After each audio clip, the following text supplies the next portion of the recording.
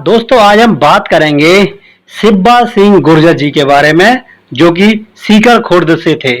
इनका भी 1857 की क्रांति में एक बहुत बड़ा योगदान था।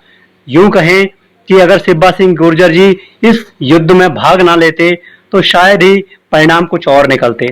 जी हाँ दोस्तों, मेरठ से 13 मील दूर दिल्ली जाने वाले राजमार्ग पर मोदी नगर से सटा हुआ एक गुमनाम गांव है सीकर खुर्द। 1857 के स्वतंत्रता संग्राम में इस गांव ने एक अत्यंत सक्रिय भूमिका अदा की थी। 10 मई 1857 को देसी सैनिक ईस्ट इंडिया कंपनी की सरकार के विरुद्ध संघर्ष की शुरुआत कर दिल्ली कूच कर गए थे। जब मेरठ के क्रांतिकारी सैनिक मोहिउद्दीन होते हुए बेगमाबाद यानी कि वर्तमान मोदी नगर से पहुंचे तो सीकर खुर्द के लोगों ने इनका भारी स्वागत सत्कार किया। इस गांव के करीबन 750 गुर्जर नौजवानों की टोली में शामिल हो गए और दिल्ली रवाना हो गए।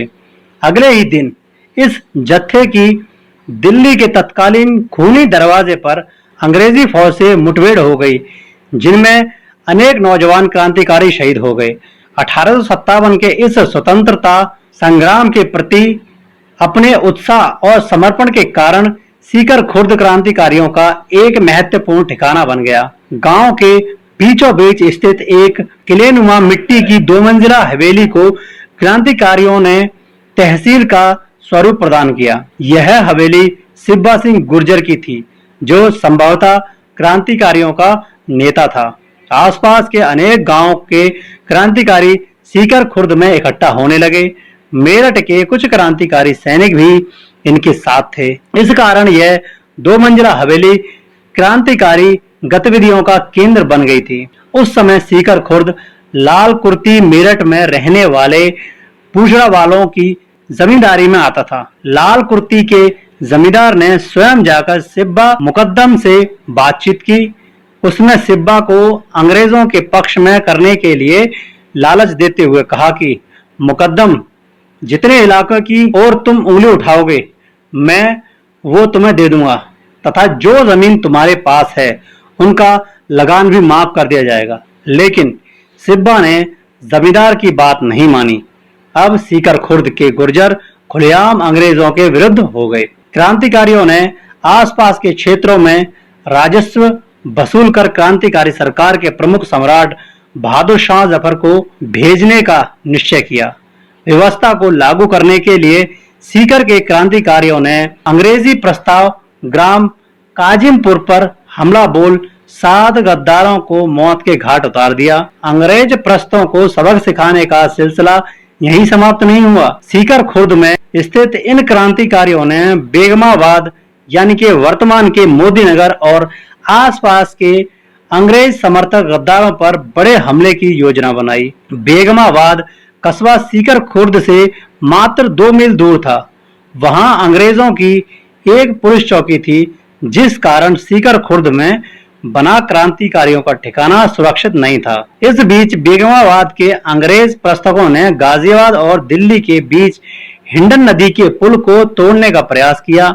वास्तव में वो दिल्ली की क्रांतिकारी सरकार और पश्चिम उत्तर प्रदेश में उनके नुमाइंदे बुलंदशहर के बागी नवाब बलिदात खां के बीच के संपर्क माध्यम इस पुल को समाप्त करना चाहते थे, जिससे कि बलिदात खान को सहायताहीन कर हराया जा सके। इस घटना ने सीकर खुर्द में स्थित क्रांतिकारियों को क्रोधगिनी में भी काम किया और उन्होंने 8 जुलाई सन 1857 को बेगमाबाद पर हमला किया।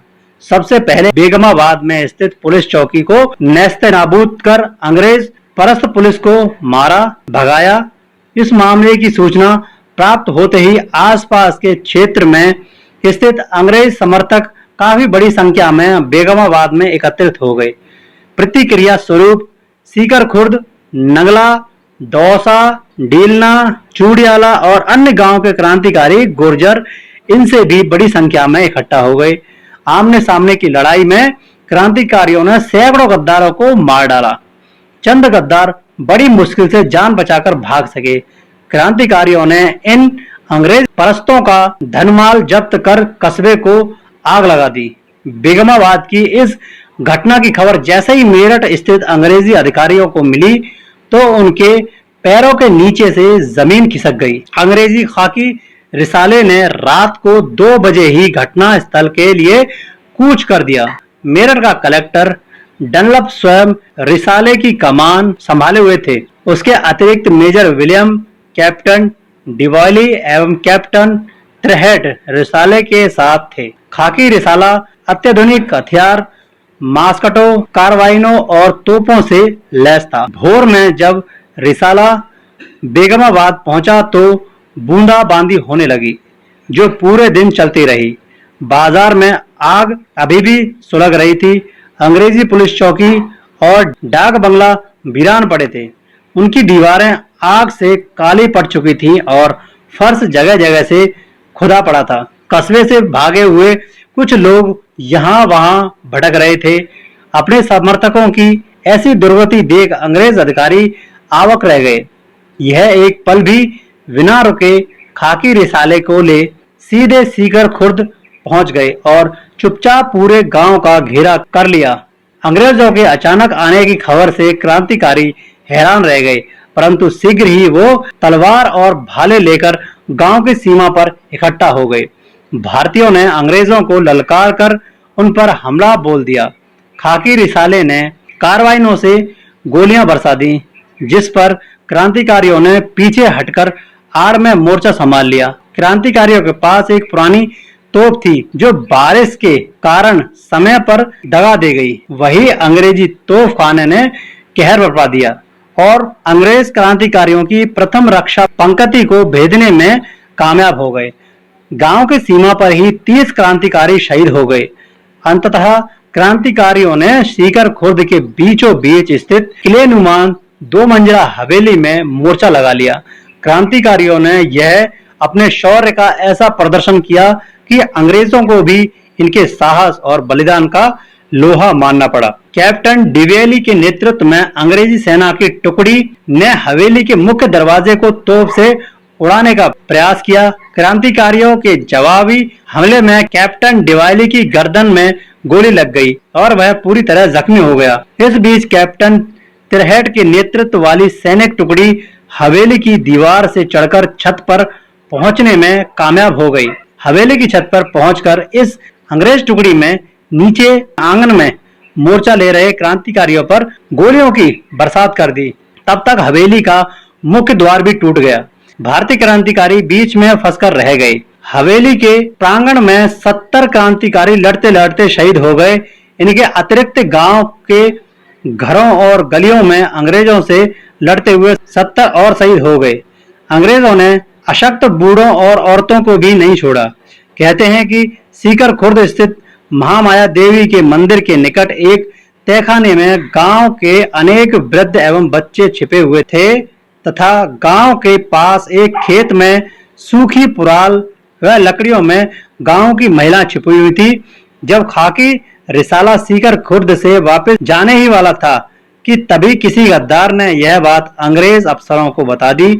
अंग्रेजों ने तहखाने से निकालकर 30 व्यक्तियों को गोली मार दी और बाकी लोगों को मंदिर के पास खड़े वट वृक्ष पर फांसी पर लटका दिया। गांव की स्त्रियों ने अपने सतीत्व को बचाने के लिए खेत के पुराल में आग लगाकर जौहर कर लिया। आज भी इस खेत को सतियों का खेत कहते हैं। मेरठ के तत्कालीन कमिश्नर एफ विलियम की शासन को भेजी रिपोर्ट के अनुसार गुर्जर बाहुल्य गांव सीगरी खुर्द का संघर्ष पूरे 5 घंटे चला और इसमें 170 क्रांतिकारी शहीद हुए। ग्राम में स्थित महामाया देवी का मंदिर, वहां खड़ा वट वृक्ष और सतियों का खेत आज भी सीगरी के शहीदों की कथा की गवाही दे रहे हैं। परंतु इस शहीद गाथा को कहने वाला कोई सरकारी या गैर सरकारी स्मारक वहां नहीं है।